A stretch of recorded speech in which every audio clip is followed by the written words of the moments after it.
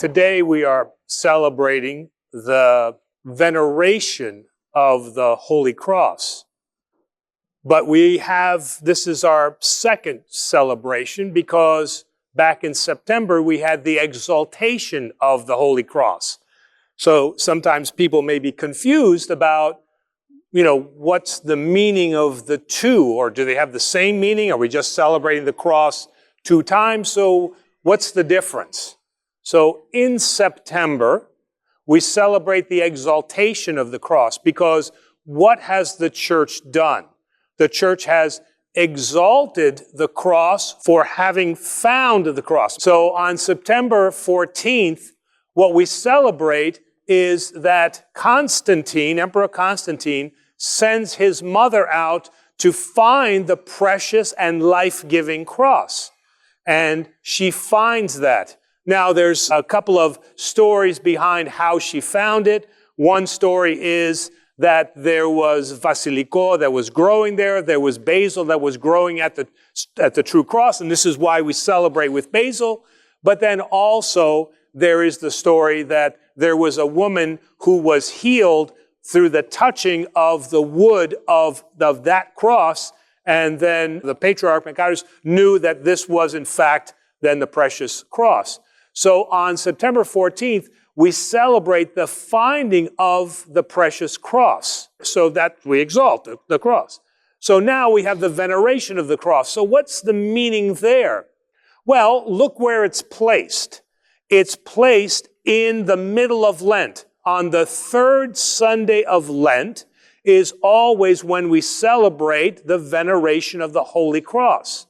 Here, now we look not at the finding of the cross, but now we look towards what is the meaning of the cross. Because this is what we're contemplating. This is where our mind goes during Lent.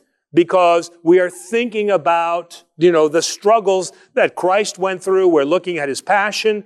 But that's a reflection also of what we struggle with. So here we have the cross that is an instrument of, or was, an instrument of pain and death and suffering. And now through Christ, it has been transformed into now a symbol that grants eternal life. Now, we know that Christ grants eternal life. That's what, as a mediator, he now defeats death. This is why we sing, Christos anesti, ek nekron. So here in the veneration, what we're looking at is we've got something that was a terrible thing that has now been transformed through Christ into then an instrument that helps to grant us a return to what we had originally, which was everlasting life or immortality. Okay, so in that, what does that then tell us? It tells us that we now must look at those two meanings. What Lent does is it brings to the front of our minds, the fact that our lives have a lot of suffering in them. They have pain in them. Okay, and they have heartache. We've had a recent number of people that have passed away. We know people that are in the hospital. We suffer ourselves. So the cross reminds us, as did Christ on his way to the cross, that through our life there will be suffering. So the cross tells us that. But the cross tells us something else. It tells us that through that, Jesus Christ has defeated now the ultimate death, which is oblivion, which is we become nothing, or we are taken away from God. And so that's a very, very beautiful thing. But in order to do that, Saint Anthony the Great gives us a piece of advice. He says, and that's why I want to read it here, he says, one who knows himself knows God. So that means that before we know God, we have to know ourselves.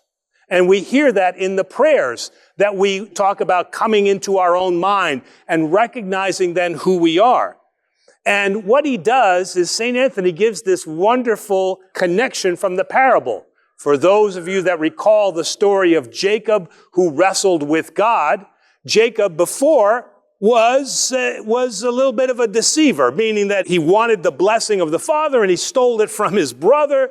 So he wasn't necessarily the most upright guy. But then what comes along is he has this dream where he actually wrestles with God. And after that, God changes his name from Jacob, the deceiver. He changes it now to Israel. And Israel, he says, means the mind that sees God. Mind that sees God? What is that? Okay. And the way he interprets that is through the struggle of knowing who we are. Okay. Many times we go into despair and we think of ourselves as unworthy or worthless or, things are not going right. God, why have you put this on me and all this? And what he's saying, what St. Anthony is saying here, which is a very beautiful thing, is God created everything that is good. But sometimes we forget that good in ourselves. And so we stray away, and so we try to fill that not feeling good with other things. Beautiful car, beautiful spouse, or a nice house. We fill it with our career, gambling. We fill it with something. But what St. Anthony is saying, if you want to know God, then first come to your own senses. Know who you are. And that's what Lent's for. Lent is so that we can step back and say, who am I? Am I the person that chases now this empty dream of cars and homes and gambling and all that?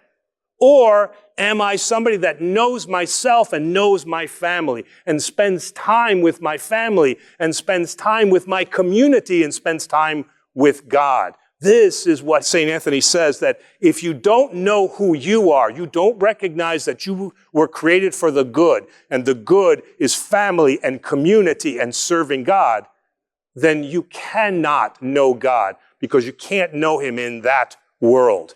And so this is why we put the cross here in the third Sunday of Lent, is to remind us that as we move through Lent, who are we?